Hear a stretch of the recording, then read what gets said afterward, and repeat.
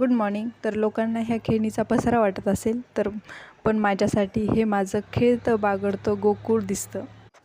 आणि खरंच खेळण्याची वेळ म्हणजे घराला घरपण येणं. आणि माझा पार्थ जेव्हा खेळायला बसतो तेव्हा साऱ्या घराचं रूपच पालटून जातं. त्याचा हा गोंधळ म्हणजे माझ्यासाठी आनंदाचे क्षण आहेत आणि ते की मी रोज जगते.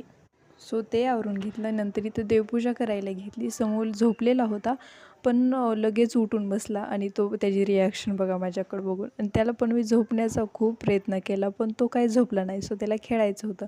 मग माझी देवपूजा आवरून घेतली आणि इकडं बघा हे गोकर्णीचं फूल जे की दररोज एक का होईना गोकर्णीच्या झाडाला येतंच. सो ते देवाला वाहिलं आणि नंतर झाडांना पाणी दिलं.